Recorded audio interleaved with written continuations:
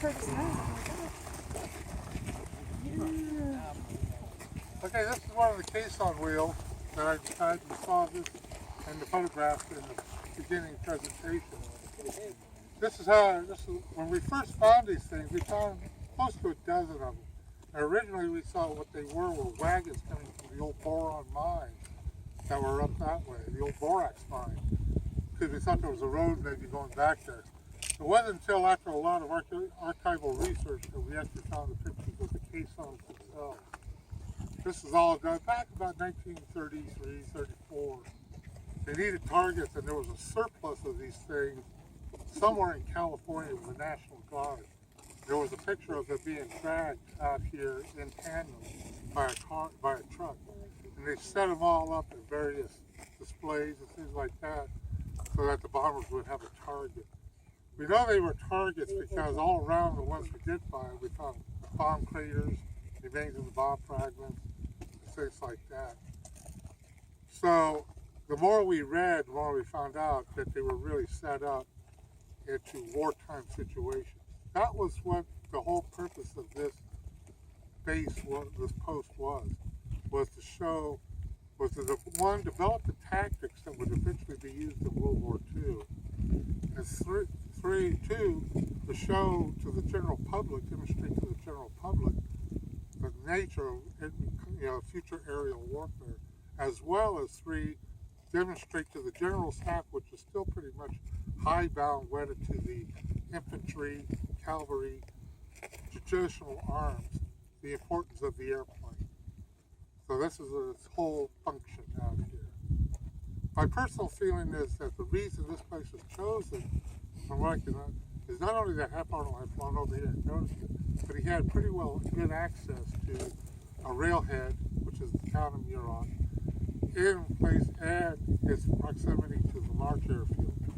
When they flew out here, they tended to use the old 138-395 as visual aids, have no radar or anything like that. I don't know how many people here have driven the 138 and gone through the town of Phelan, but the old Rick's Cafe that's up there, that one used to be called the Yucca Inn. And pilots would use that as a landmark to find, come on out here. That's how they had to navigate back then. That basic dead reckoning and some compass training. So, and the 138 has been there for eons, along with the 395. So it was this is a pretty fortuitous place to have it. Plus it was pretty isolated back then. We don't think of it as that, like that now, just because we have all these highways and freeways. But back then, there was only the 395 and you had the railroad and maybe the Sierra Highway. That was this main thing out here. And what they used to call Front Road. That was where the 58 runs out to the town of Aurora there. Mojave was here. Mojave was founded in 1858. It was part of a gold rush, and also it was the end of the borax mine road at that time. And Randsburg and Red Mountain and all that were all there as well. They were all gold mining sites back about 1895. So this is still pretty remote. There were a lot of homesteads further out, and the town of Muroc was there as a railroad stop. But most everybody lived closer to Lancaster or up towards Mojave. This is pretty vacant out here. So, anyways, I wanted to show you this. This is one of the main things you see out here, as you saw in the slides.